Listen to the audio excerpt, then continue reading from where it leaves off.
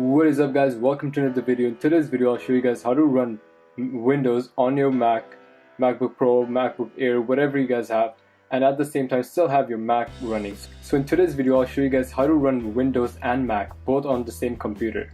So we'll create a disk partition, one for Windows and one for Mac. And this way we'll have both systems running on our same computer.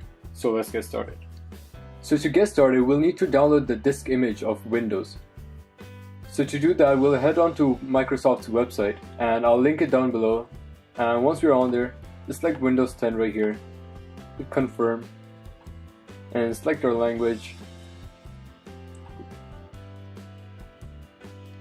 And here you could download 32 bits or 64. I'm gonna download 64. And the download has started right here. It's a 4 GB file and it might take a bit to download, maybe an hour or two. And once it's downloaded, we'll continue the process. Alright guys, so now I have my ISO file downloaded for Windows, so I'm just going to drag it onto my desktop. And once I have it on my desktop, I'm going to go into Bootcamp, click continue, make sure all these are selected, continue, and now we need to plug in a USB. It's recommended to have a USB more than 16 GB. And for this tutorial, I'm going to use a SanDisk 128 GB hard drive. And let's get started. And it's automatically gonna select my disk and my ISO file. If it doesn't select that for you, you could just go and select it manually, but if it's on your desktop it should select it automatically for you. And once we have all of that selected, and make sure it's the right disk, click continue, erase the disk, and it's gonna reformat the disk and now install the Windows system on here. This process might take 20 to 30 minutes, but I'm going to speed up the video, and once we're done the installation, we'll get back and continue installing Windows.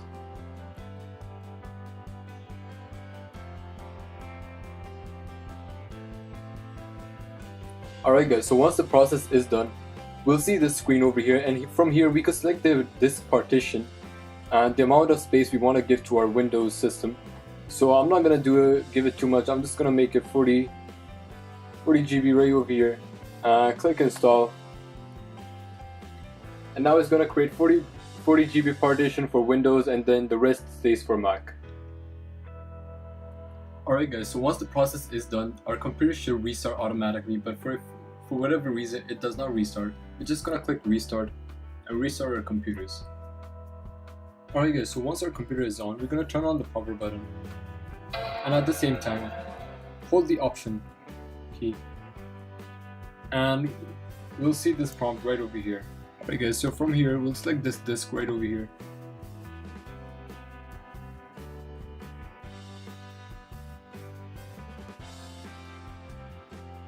and from here we'll follow all the steps, and it might ask you for a product key, and we could go down here and skip this step and go to the next. I'm gonna select the home version.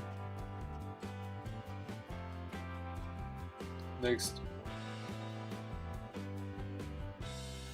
accept all the policies.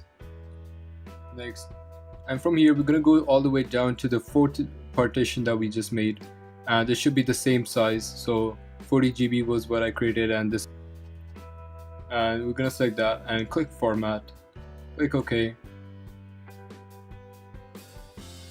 and select the disk and click next.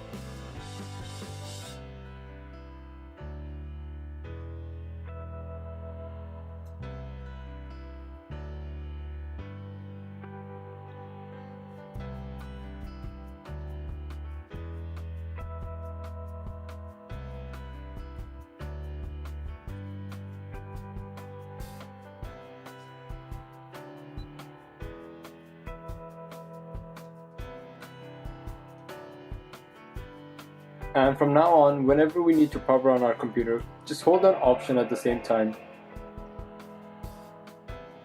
And this will bring up a menu, and from here we could select what disk we want to boot up. So we could boot up Mac, or we could boot up Windows. So if you want to boot up Windows, we could just click on Windows, and if you want to boot up Mac, we could just boot up Mac by clicking here.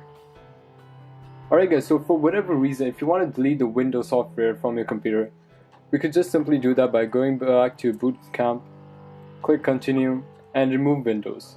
Click Continue and Restore, and this will restore our computer back to OneDrive with all the space available for our Mac.